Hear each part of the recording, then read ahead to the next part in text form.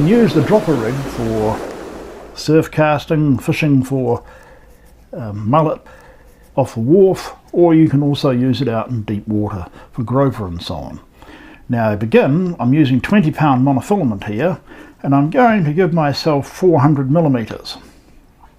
So we're going from 0 there down to 400, and then I'm moving my hand down, so that's the 400 mark there. And we pull that down. I've still got that tight on the 400 mark, so it's 400 plus, and I'm come down to 150. I like to start on that side. So to begin with, I put my finger there to block and stop the loop coming undone, and I use the cuff hook to pull against. It gives it a bit of tension and acts as a third hand. So we're going to go over 1, 2,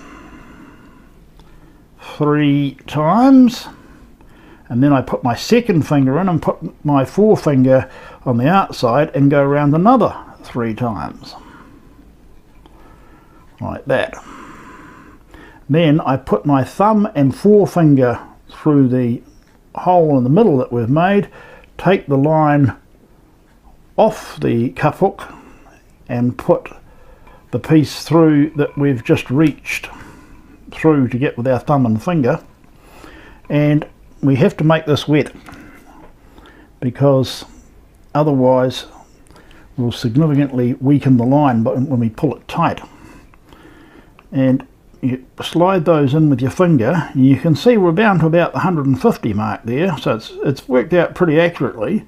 And we continue to slide those up as we pull the knot tight. So there's our first dropper. And we'll do the same thing again in order to keep the distance, and we're going to say try and keep these 2 droppers 400 apart. So there we go to 400. We've got the knot at 0 of the first dropper, and then my other hand's at 400 millimetres, and then I lock that tight and then pull that down to the 150. And again, I like to have it on that side. An easy way, of course, of doing it is that we come down 0 down to 400 and then hold that tight, pull that up, and instead of hooking it straight over like that and pulling it down, if we invert that, flip it over, cross your hands over, and then pull it down, you see we don't now have to take that off and put it back on the line. So we come down to our 150, and then we go over 1, 2, 3. We'll see if we can do this one a little bit faster. And then our finger there, forefinger, and then another 3 times, and then thumb and forefinger through the centre loop that we've made. Take the line, hook it over, pull it back, spit on it, and then cinch it up as we go with your thumbs, and then pull it tight. And you can see there we've ended up with 400 millimetres between those droppers. And what's interesting, if I hook that one over there, that dropper, and then the other dropper over there, you'll see that between them we've got slack line. See here in the middle, the backbone line there is slack, so that means that the 2 droppers are not going to touch. The hooks are not going to touch and get needlessly tangled. Now at this end, we'll decide, let's see, we'll cut this one off at about, well, I don't know, we'll make it 300 in this case. Well, no, 400, we'll make it 400 in this case. And we'll snip that off. Right, and then we'll make this the sinker end.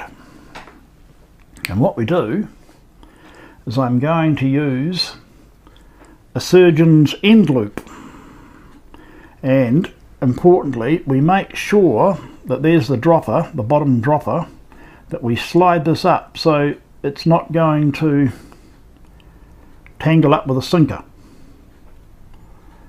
See there, if you put a hook on there, there's no danger of it catching around the sinker.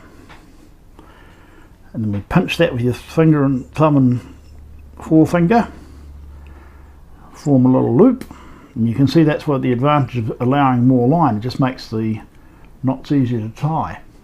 And we go through 1, 2 and 3. That's a triple surgeon's. Triple surgeon's knot there, and pull that up, and then before we pull it tight, I'll just quickly put it in my mouth and wet it. There we go. And I can also, if I want, put that around the loop and pull it. And I can use the pliers to pull that short tag. There we go. And that's made a nice loop there to attach the sinker.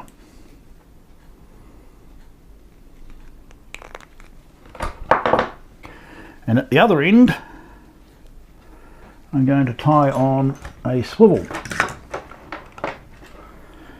And I think I'll use an improved clinch knot. And again, what you want to try and do is, and I'm just using this to give you an example, there's the dropper, and then I'm going to tie the swivel on there. And I'm allowed myself another couple of inches so that the hook and the swivel are less likely to come in contact with one another and get tangled. So here we go. Alright, we're going to make a improved clinch knot. So we're going to go around 1, 2, 3, 4, 5, 6, and then through the top loop and then back through to create the improved clinch knot. Pull that down, and then of course we have to lubricate it and then slowly cinch it up. So there you go, she's nice and tight. And cut off the tag end.